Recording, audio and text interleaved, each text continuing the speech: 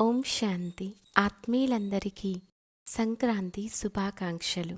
మన పవిత్ర భారతదేశంలో ప్రతి సంవత్సరము అనేక పండుగలు చేస్తుంటాం. ఈ పండుగలు మనలో ఉత్సాహము, ఉల్లాసాలను పెంపొందింపచేస్తాయి. పండుగ రోజులలో సాధారణంగా ఇల్లంతా శుభ్రం చేసుకొని, కొత్త బట్టలు ధరించి, బంధువులను ఆహ్వానించుకొని, పిండి వంటలు తయారు చేసుకొని ఆనందంతో కలిసిమెలిసి పండుగ జరుపుకుంటారు. అటువంటి పండుగలలో సంక్రాంతి పండుగ ఒకటి. అసలు సంక్రాంతి అనగా సంక్రమం అనగా ప్రాప్తించుట లేక గొప్ప క్రాంతి లేదా విప్లవం తెచ్చుట అని అర్థం. ఈ సంక్రాంతి రోజున సూర్యుడు మకర రాశిని చేరుకుంటాడు. నిజానికి ఆధ్యాత్మిక రహస్యమేమనగా జ్ఞానసూర్యుడైన పరమేశ్వరుడు ఈ భూమిపైన అవతరించి ఆత్మ జ్ఞానాన్ని బోధించి దేహాభిమానమనే మొసలిని సంహారం చేయిస్తారు. దీనికి గుర్తుగాని మకర సంక్రాంతి పండుగను జరుపుకుంటాం. దక్షిణాయనము అనగా ద్వాపర కలియుగాలు.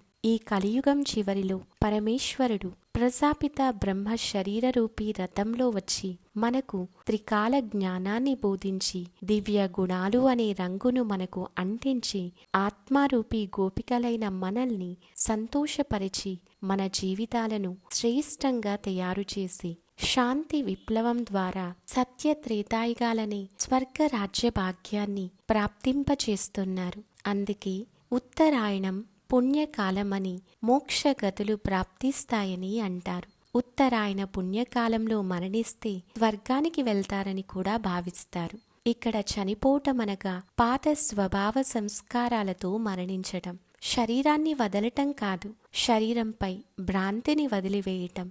అప్పుడే స్వర్గవాసీలుగా కాగలుగుతాం. ఈ పండుగ రోజు గాలిపటాలు కూడా ఎగురవేస్తారు. దీని అర్థమేమనగా జ్ఞాన యోగాల ద్వారా మన మనస్సును తేలికగా చేసి పరంధామం వైపు ఎగిరింపచేయటం. దీనికి గుర్తుగానే గాలిపటాలను ఎగురవేస్తారు.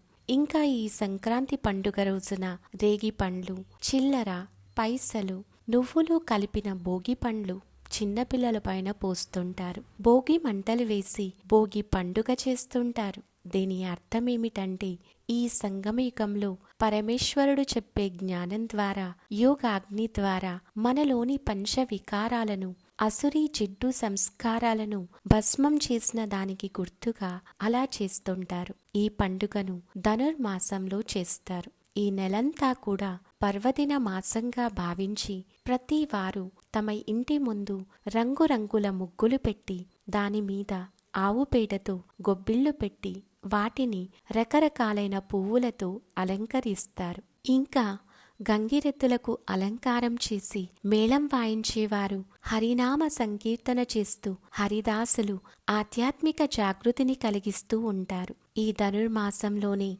ముక్కోటి ఏకాదశి కూడా వస్తుంది. ఈ రోజున ఎంతో భక్తి శ్రద్ధలతో ఉపవాసములను ఆచరించి దర్శనాలు చేస్తుంటారు. నిజానికి ఉపవాసం అనగా మన మనస్సును భగవంతుని స్మృతిలో పరమాత్మకు దగ్గరగా ఉంచటం. ఇదే నిజమైన ఉపవాసం. ఉత్తర ద్వార దర్శనంగా రాబోయే సత్య త్రేతాయుగ స్వర్గ సామ్రాజ్యం గురించి పరమేశ్వరుని ద్వారా తెలుసుకొని ఆ మార్గంలో తమ జీవితాన్ని గడపాలి. నారాయణుడు పాలసముద్రంలో నిద్రించి ఈ రోజు మేల్కొంటారని కూడా అంటారు. అనగా బ్రహ్మరాత్రి అనగా కలియుగం చివరి. నారాయణునితో పాటు మనమందరం కూడా జన్మలు తీసుకుంటూ అజ్ఞానమనే రాత్రిలో ఉన్నాం. ఇప్పుడు పరమేశ్వరుడు వచ్చి తన జ్ఞాన కిరణాలతో మన అందరి ఆత్మ జ్యోతులను వెలిగించి అజ్ఞాన అంధకారమును తొలగిస్తున్నారు. దివ్య గుణాలతో అలంకరించి వైకుంఠ సామ్రాజ్యానికి అధికారులుగా తయారు చేస్తున్నారు. ఇదే బ్రహ్మ పగలు. ఈ సమయంలో మనం పరమేశ్వరుని ద్వారా బుద్ధిని జ్ఞాన ఖజానాలతో నింపుకొని సంతోషంగా సంపన్నంగా ఉంటూ అందరికీ జ్ఞానదానం చేసి సత్యేక బంగారు సామ్రాజ్య ప్రాప్తిని పొందిన దానికి గుర్తుగా ఈ సంక్రాంతి రోజులలో అందరూ ధాన్యంతో తులతూగుతూ సంతోషంగా దాన ధర్మాలు చేస్తుంటారు. ఈ విధంగా ప్రతి పండుగ ఒక ఆధ్యాత్మిక రహస్యంతో కూడిన సంగమ యుగమునకు గుర్తుగా భక్తి మార్గంలో మన స్మృతి చిహ్నాలుగా నిలిచిపోయాయి. స్మృతి స్వరూపమైన మనం భక్తిలో మన స్మృతి చిహ్నాలు చూసినట్లయితే సంతోషంతో మనసు ఉప్పొంగిపోతుంది. ప్రజాపిత బ్రహ్మ ద్వారా స్వయం పరమేశ్వరుడు చెప్పిన ఈ పండుగల రహస్యాలను తెలుసుకొని అవన్నీ మన శ్రేష్ఠ జీవితం యొక్క స్మృతి చిహ్నాలుగా భావించి ఈ సంగమయుగంలో మనం తయారు చేసుకునే శ్రేష్ఠ జీవితం కల్పమంతటికి సర్వధర్మాల వారికి ఆచరణ యోగ్యంగా ఆదర్శప్రాయంగా అవుతుంది. కనుమ పండుగకు కూడా ఆధ్యాత్మిక రహస్యం ఉంది. అదేంటంటే సంగమయుగంలో భగవంతుని వారిగా అయి కూడా సంపూర్ణ బలిహారం కాలేరు. నాది నేను అనే బంధనలో ఉండి సూక్ష్మ కోరికలతో ఉంటారు.